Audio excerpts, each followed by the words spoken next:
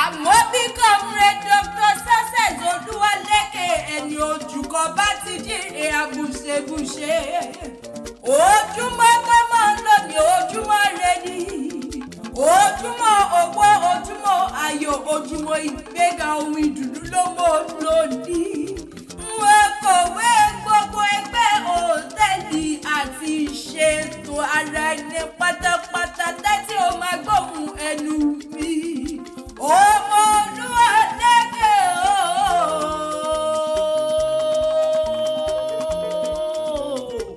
máa gbọ́ bí mo ti forí rẹ̀ síre. Líẹ̀ ló rán mi wá ó ní ìbáhùn kí ọmọ lọ́jọ́ ìbí ní gbèjégbèjọ́. Ó ní màá súre fún ọ wípé ó máa bẹ ìran òbẹ níbẹ̀ṣù.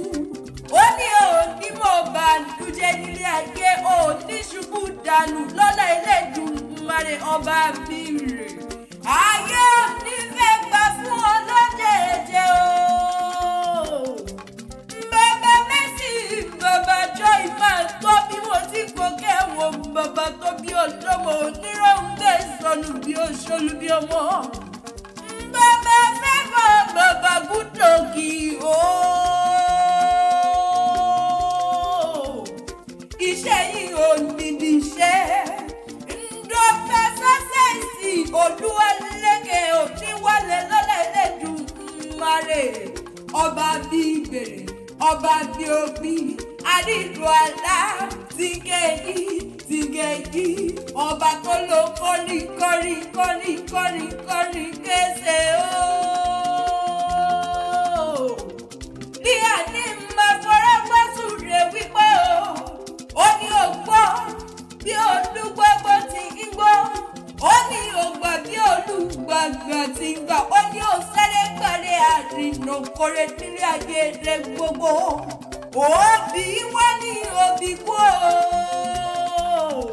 Ó ní òbí àrùn. Ó ní òbí ìfàsẹ́yìn sọnù nínú ọdún èyí tún owó yìí.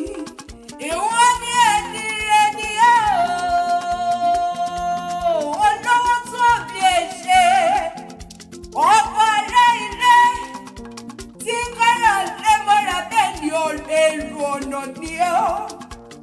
Ẹni ojú kọ́ ọmọ Olúwalékè o.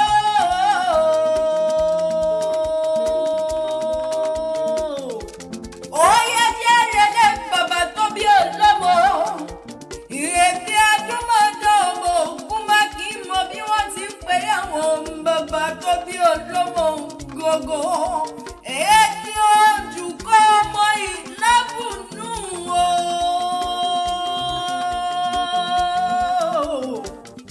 Ọmọ ẹsẹ̀ ìmọ̀dé mẹ́rin lórí. Ọmọ eléwé yọ. Ìwọ lọ lọ́wọ́ ètò lẹ́yìn ìgbà ọdún ọdún mẹ́ta. Ọmọ ẹwà mẹ́ta papọ̀ èèpọ̀. Ọmọ ẹni olùkọ́ apárọ̀. Ìwọ lápẹ̀rọ̀ mú ọ̀rọ̀ tẹ̀jẹ̀ rẹ̀yẹ. Nílé bàbá tó bí olómo ọmọ eléwé yọ tí owó kì í tọ́ nílé yìí. Ọmọ Olúwalékè o.